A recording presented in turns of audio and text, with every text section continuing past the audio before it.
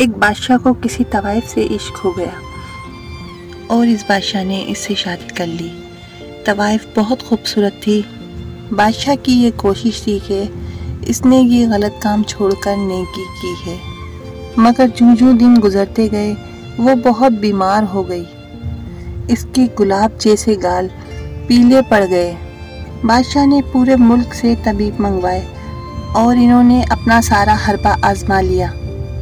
कोई दवा न छोड़ी, मगर वो दिन ब दिन बीमार होती गई।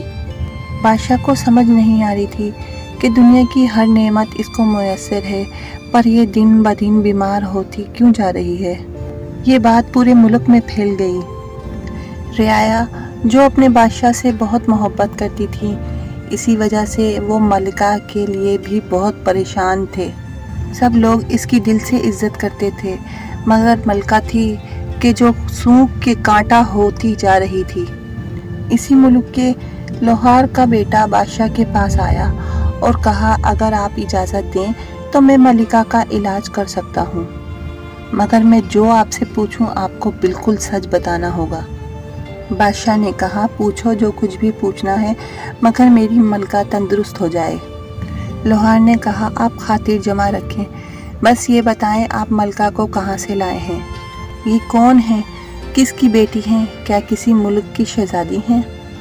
बादशाह ने कहा, नहीं, ये एक तवाइफ थी, इसकी खूबसूरती पे मैं मर मिटा था। सोचा ये हवा की बेटी अपने आप को किसी मजबूरी की वजह से यूं नीलाम कर रही है, मैं इसको इस गंदगी से निकाल लूं, इसको एक इज्जतदार मर्तबे पे फायज करूंगा, इसीलिए इससे शादी कर ली।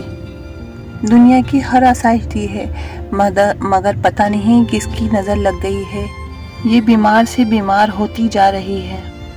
लोहार ने कहा, अगर जान की अमान पाऊं तो इसका इलाज है मेरे पास। बादशाह ने कहा, कुछ भी करो मगर इसकी जान बचा लो। लोहार ने कहा, इसे दोबारा इसी बाजार छोड़ आएं जहां से आप इसे लेकर आए थे। बादशाह पहले तो ना माना, मगर इसकी ज़िंदगी के खातिर इसे वहीं भेज दिया। 1 महीना बड़ी मुश्किल से गुजरा। बादशाह वहां गया तो हैरान हो गया इसे देखकर। मलिका ना सिर्फ तंदुरुस्त हो चुकी थी, बल्कि इसका पहले की तरह शबाब वापस आ चुका था।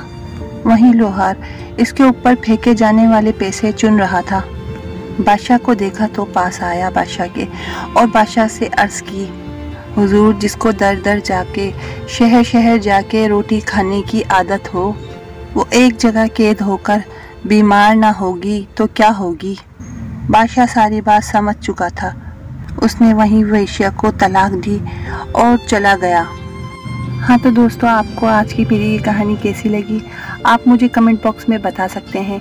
नए देखने वालों से यही कहूँगी कि मेरे चैनल को ज़्यादा से ज़्यादा सब्सक्राइब कीजिए, ताकि आपको मेरी हर नई वीडियो की नोटिफिकेशन बर वक्त मिल सके।